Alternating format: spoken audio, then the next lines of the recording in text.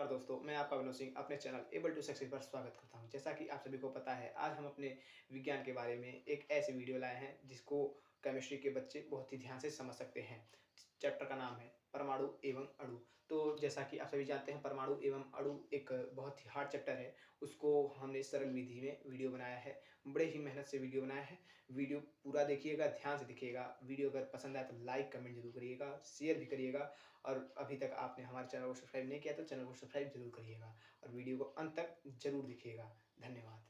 हम लोग आ चुके हैं अपने वीडियो पर और आप सभी को आज बताने वाले हैं विज्ञान में परमाणु एवं अणु के बारे में। तो परमाणु एवं अणु के बारे में सबसे पहले जानकारी के लिए हमको चाहिए कि उसकी परिभाषा ज्ञात कर सकें। तो सबसे पहले हम जानते हैं परमाणु की परिभाषा क्या है। तो पदार्थ की वह सबसे सूक्ष्मतम एवं न्यूनतम इकाई जिससे पदार्थ का निर्माण हो सके उसे परमाणु कहते हैं। मतलब किसी पदार्थ का सबसे सूक्ष्मतम अर्थात कि जो उसकी इकाई हो, जिसके संयोग से वह पदार्थ बना हो, उसको परम अणु कहते हैं अर्थात परमाणु कहते हैं। तो अणु का परिभाषा क्या है?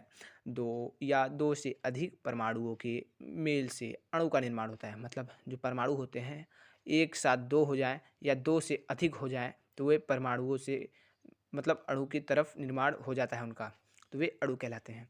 तो इनके मतलब सही से इनको जानने के लिए अणु तथा परमाणु में अंतर देख लेते हैं कि इनके बारे में क्या कहा गया है। तो अणु का पहला पॉइंट क्या है? अणु किसी पदार्थ का वह सूक्ष्मतम कण है जो स्वतंत्र अवस्था में रह सकता है। अर्थात तो अणु किसी पदार्थ का वह सूक्ष्मतम कण है जो स्वतंत्र अवस्था में रह सकता है और परमाणु का उसी के विपरीत है। परमाणु किसी पदार्थ का वह सूक्ष्मतम कण है जो स्वतंत्र अवस्था में नहीं रह सकता है। ठीक है दोस्तों, तो अर्थात इसका कहने का मतलब ये है, जो परमाणु होता है वह सबसे न्यूनतम इकाई होता है, इसलिए उनके संयोग से अणु बनता है। तो अणु जो होता है वह स्वतंत्र अवस्था में रह सकता है, लेकिन जो परमाणु होता है वह नहीं रह सकता, क्योंकि उन्हीं के संयोग से तो अणु बना है। फिर दूसरा पॉइंट क्या है? अणु में यह एक या एक से अधिक परमाणुओं के संयोग से बना है। जैसा कि हमने आपको बता चुका है, परमाणु प्रोटॉनों, न्यूट्रॉनों एवं इलेक्ट्रॉनों के संयोग से बना है। जो परमाणु है वो इलेक्ट्रॉन, प्रोटॉन और न्यूट्रॉनों के संयोग से बना हुआ है। तीसरा क्या है? यह रासायनिक अभिक्रिया परमाणुओं में प्रायः विभाजित हो जाता है। मतलब कोई रासायनिक अभिक्रिया हो रही है तो जो अणु होता है उसमें टूटकर बिखर जाता है, लेकिन यह रासायनिक अभिक्रिया में विभाजित नहीं होता है। जो परमाणु होता है रासायनिक अभिक्रिया में विभाजित नहीं होता है, मतलब कभी टूटकर गिरता नहीं है। तो चौथा क्या है? अणु में अणु रासायनिक अभिक्रिया में भाग नहीं लेता है। जो अणु होता है कभी भी रासायनिक अभिक्रिया में भाग नहीं लेता है, लेकिन परमाणु जो होता है वो भाग लेने वाला एक सूक्ष्मतम तत्व है। ठीक है, चलिए आगे चलते हैं। परमाणु द्रव्यमान क्या होता है? किसी तत्व या परमाणु का द्रव्यमान ही परमाणु द्रव्यमान कहलाता है। किसी तत्व का वजन ही उसका परमाणु द्रव्यमान कहलाता है।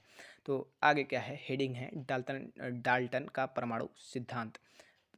तो क्या दिया गया है? 1808 ईस्वी में जॉन डाल्टन ने एक परमाणु परिकल्पना प्रस्तुत की जो प्रयोगों तथा परीक्षणों के परिणामों पर आधारित थी। डाल्टन की परिकल्पना एक वैज्ञानिक सिद्धांत के रूप में मान्य हुई, जिसे डाल्टन का परमाणु सिद्धांत कहते हैं, जो निम्नवत है। तो पहला क्या है? सभी पदार्थ अनेक सूक्ष्म कणों से बने हैं जिन्हें परमाणु कहते हैं। दूसरा क्या है? परमाणु किसी तत्व का सूक्ष्मतम कण है जिसे विभाजित नहीं किया जा सकता है और जो रासायनिक अभिक्रिया में अपरिवर्तित बना रहता है। मतलब वैसा ही वैसा रहता है, अपना रूप नहीं बदलता है, मतलब परिवर्तित नहीं होता है। तीसरा क्या है? परमाणुओं को न तो उत्पन्न किया जा सकता है न ही नष्ट किया जाता है। मतलब जो परमाणु होते हैं हम न उनको अपने आप से कभी भी उत्पन्न कर सकते हैं, उनको नया बना सकते हैं या पुराना बना सकते हैं, और न ही उनको कभी नष्ट कर सकते हैं, और किसी भी रूप से उनको कभी भी खराब या नष्ट नहीं किया जा सकता है। तो चौथा क्या है? परमाणु अनेक प्रकार के होते हैं। जितने प्रकार के तत्व हैं उतने ही प्रकार के परमाणु होते हैं। मतलब परमाणु तत्व के आधार पर हर एक प्रकार के होते हैं। ठीक है, तो मतलब जो ये जॉन डाल्टन के सिद्धांत हैं ये चार से भी बहुत ज़्यादा हैं, लेकिन जो ये चारों हैं ये बहुत मुख्य हैं।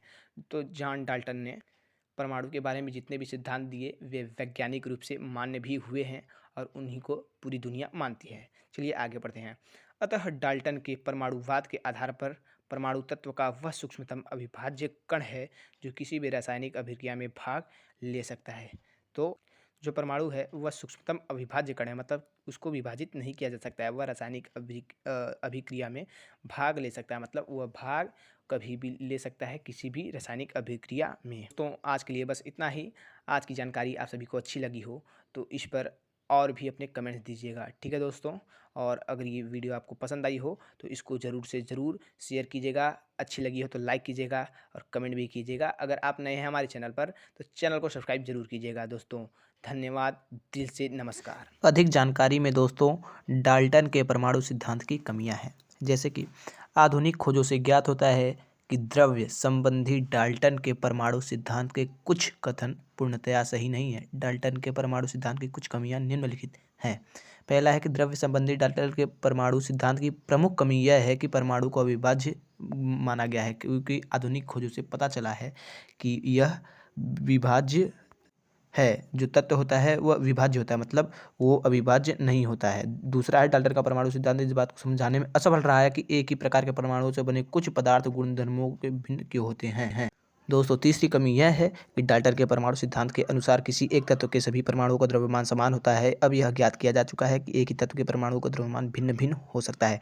इसी प्रकार की डाल्टन के अनुसार बहुत सारी गलतियाँ थी जो कि अब बाद में गलत साबित हो चुकी हैं, अब उनको सही बताया जा चुका है। इसी प्रकार की हमारी वीडियो बनी थी जो कि परमाणु एवं अणु के ऊपर निर्भर थी।